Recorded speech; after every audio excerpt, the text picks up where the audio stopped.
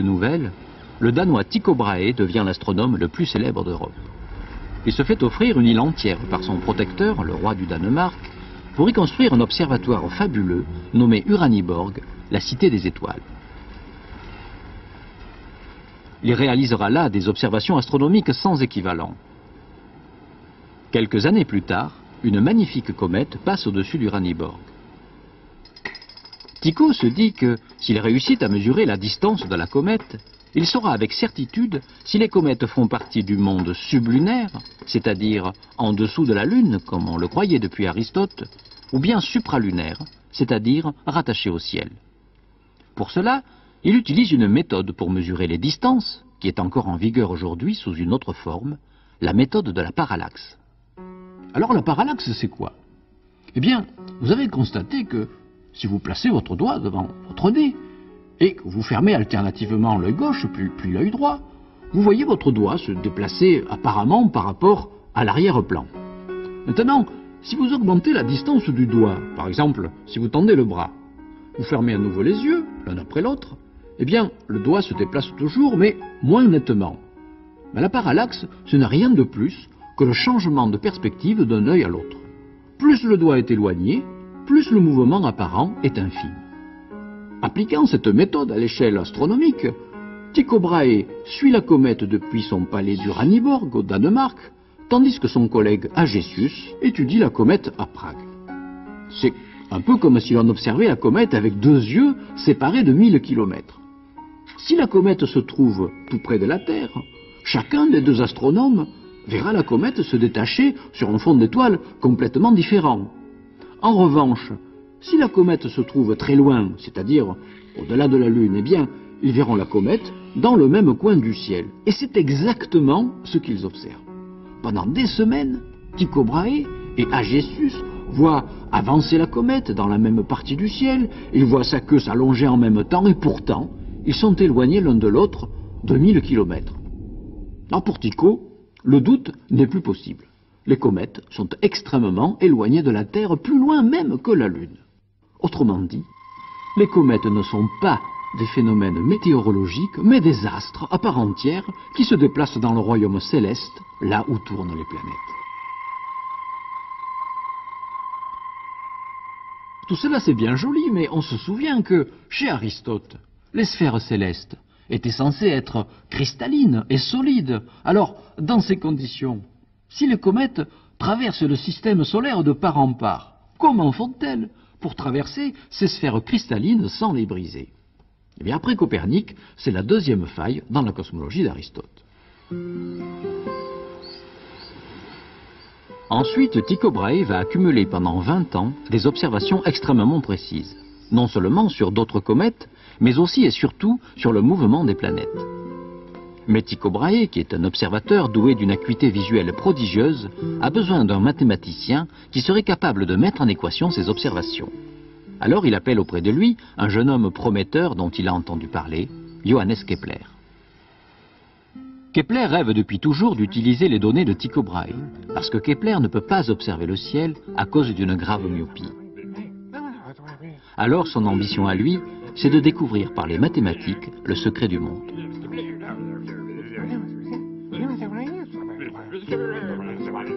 Tycho vit comme un roi et il accueille Kepler comme un simple valet. Kepler, lui, conscient de son génie, se vexe profondément. Ils vont ainsi se disputer pendant des mois.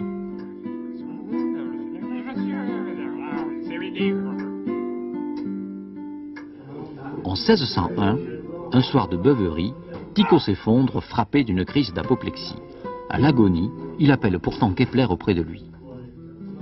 Je te confie toutes mes données observationnelles afin que tu puisses prouver la valeur de mon système et poursuivre mon œuvre. C'est ainsi que Kepler devient à son tour mathématicien impérial. Il est persuadé que l'univers est construit selon une architecture harmonieuse.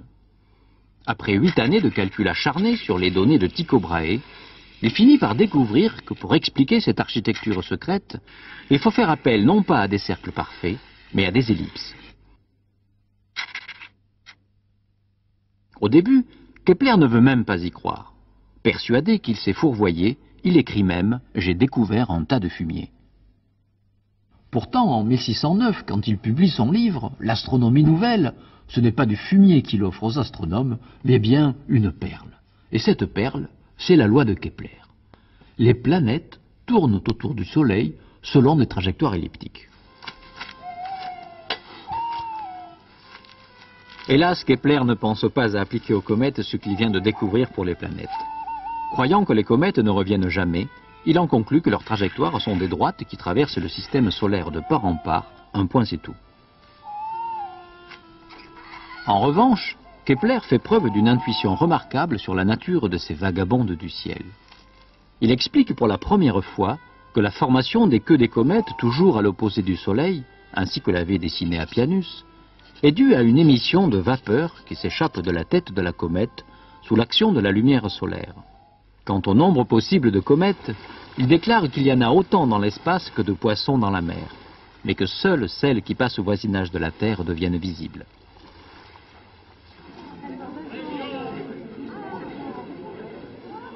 À ce bouleversement apporté par Kepler dans le domaine des idées s'ajoute une révolution instrumentale. L'Italien Galilée utilise pour la première fois une lunette astronomique en 1610. Le premier objet qu'il observe est la Lune. Le spectacle est extraordinaire. Il aperçoit des cratères, des montagnes, des vallées, bref, une Lune dont le relief ressemble à celui de la Terre. Galilée découvre aussi de nouveaux mondes. 4 petites planètes qui tournent autour de Jupiter, c'est-à-dire des satellites, tout comme la Lune qui tourne autour de la Terre ou la Terre qui tourne autour du Soleil. Cette fois, le système du monde aristotélicien, avec ses astres parfaits tournant tous autour de la Terre, est vraiment renversé. Poursuivi par l'Inquisition pour ses théories hérétiques, Galilée doit abjurer. Malgré tout, l'histoire des sciences était en marche et de façon irréversible.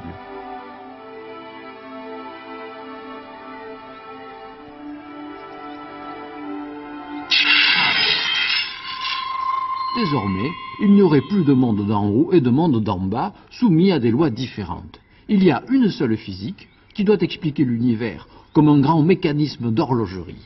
Et dans ces conditions, il n'est pas étonnant que les superstitions médiévales sur les comètes prennent du plomb dans l'aile. D'ailleurs, le philosophe Gassendi, le maître à penser de Voltaire, ne s'est pas privé de le clamer haut et fort. Oui, les comètes sont réellement effrayantes. Mais par notre sottise, nous nous forgeons gratuitement des objets de terreur panique. Et non contents de nos mots réels, nous en accumulons d'imaginaires.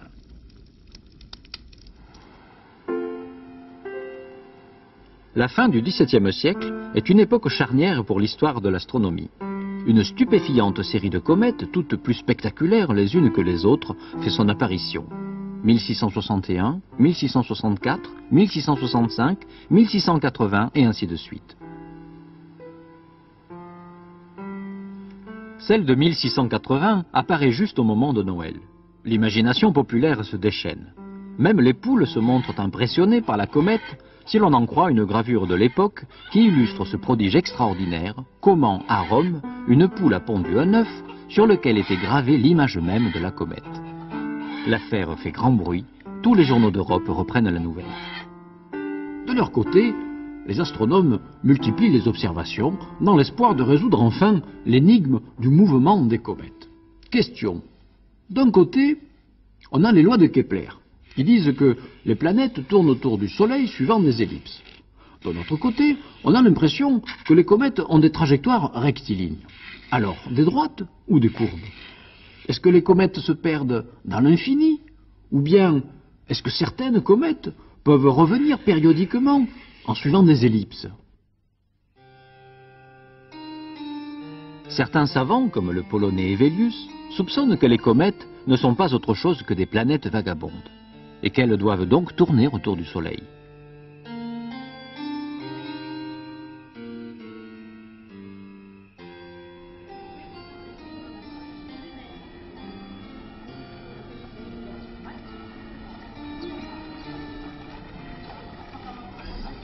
1682 est une date capitale dans l'histoire des comètes. Cette année-là, une grande comète surgit. Un jeune Anglais, Edmund Halley, observe son passage. Il se rend ensuite à l'Observatoire royal de Paris, où il rencontre le directeur Cassini. Monsieur Cassini m'a fait le faveur de me confier ses relevés de la comète. Il m'a soumis une théorie portant sur son mouvement, à savoir que sa révolution décrit un grand cercle dans lequel est comprise la Terre. Il dit que son hypothèse répond de manière assez exacte au mouvement de deux autres comètes passées précédemment.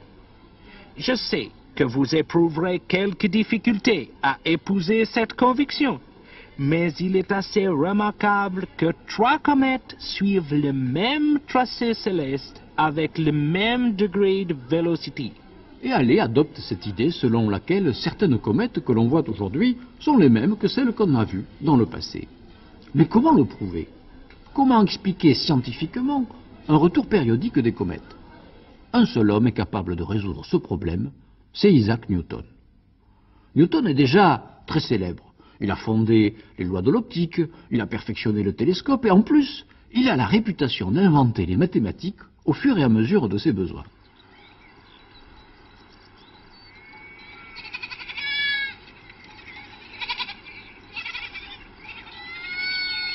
Donc le jeune Halley se rend à Cambridge, où Newton enseigne. Il expose l'objet de sa visite et lui demande quelle serait la courbe suivie par les planètes dans l'hypothèse où la gravité diminue en raison inverse du carré de la distance. Cette question paraît un peu compliquée, mais Newton répond immédiatement une ellipse. Halley demande alors mais est-ce que les comètes peuvent être périodiques comme les planètes? Et Newton répond un peu agacé, bien sûr, et pour la même raison, puisque leurs trajectoires sont des ellipses dont le foyer se trouve au centre d'attraction.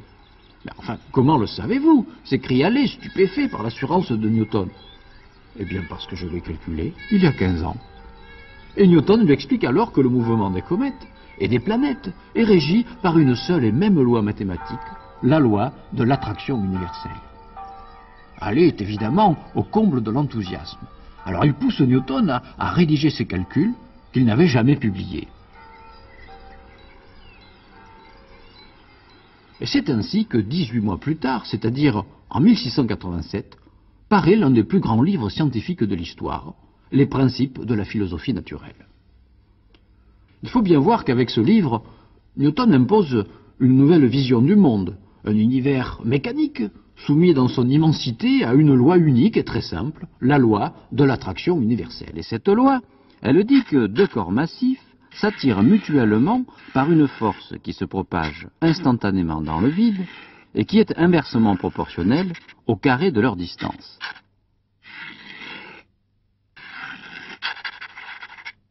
La formule mathématique qui résume cette loi permet de calculer tous les mouvements de l'univers.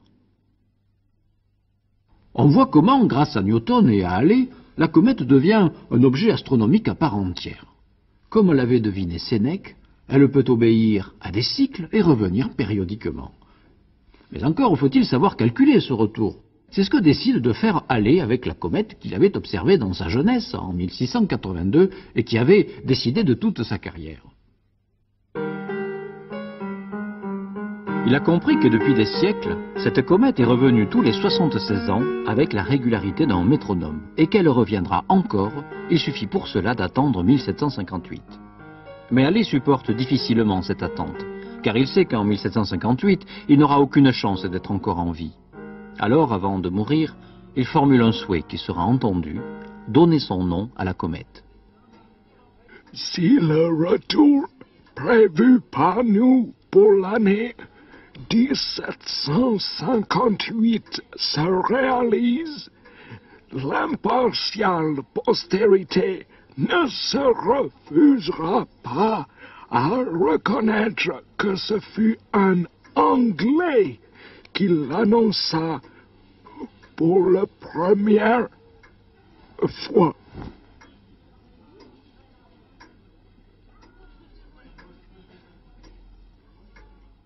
En 1744, passe une comète extraordinaire dont la queue est mystérieusement divisée en 6.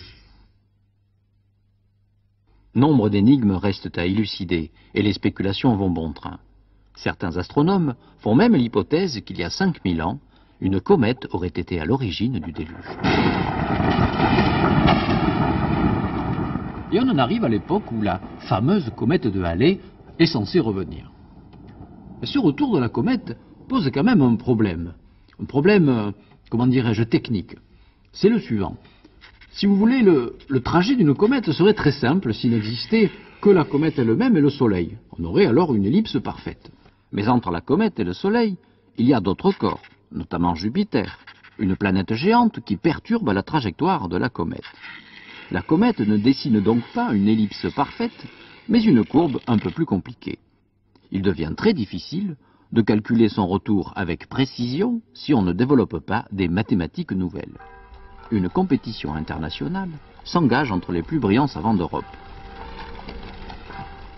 Le Français Alexis Clairaut relève le défi. Mais comme la tâche est surhumaine, il engage un brillant astronome dénommé Lalande, déjà à l'Académie des sciences alors qu'il n'a que 25 ans. Lalande lui-même, qui a l'esprit ouvert, s'associe à une femme, une calculatrice hors pair, attachée à l'Observatoire de Paris, Nicole Reine-Lepaute. Et à eux trois, ils vont réussir l'impossible. Travaillant d'arrache-pied jour et nuit, ils achèvent les calculs juste à temps. Le 14 novembre 1758, Clairaut, épuisé, annonce solennellement à l'Académie des sciences que la comète de Halley passera au plus près du Soleil dès les premiers jours du printemps 1759. L'Europe tout entière est suspendue au ciel. Le 25 décembre, la comète est aperçue pour la première fois par un paysan allemand. Elle passe au Périhélie le 12 mars. C'est un triomphe extraordinaire. Toute l'Europe, Paris en particulier, fête l'événement. Les femmes s'habillent en comète de façon extravagante. Il y a des bals, des cérémonies, des feux d'artifice. On baptise des rues, des places et des cafés du nom de comète.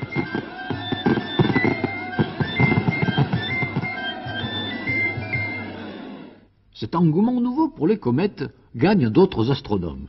En effet, depuis Halley, chaque découvreur de comète donne son propre nom à la comète. Une occasion unique de devenir presque immortel. Et cette tradition a traversé les siècles puisque, par exemple, les deux dernières grandes comètes qui nous ont rendu visite en 1996 et 1997, Hyakutake et Hale-Bopp, eh bien, elles portent le nom des astronomes amateurs qui les ont découvertes. En 1758, l'astronome Charles Messier décide de faire des comètes son terrain de chasse privilégié. Il en découvrira 13 en 20 ans. Le plus étonnant, c'est qu'en observant le ciel à la recherche des comètes, il découvre des objets tout à fait inconnus à l'époque, qui ressemblent aux comètes par leur aspect nébuleux. Pour être certain qu'on ne les confonde pas avec le seul objet de sa passion,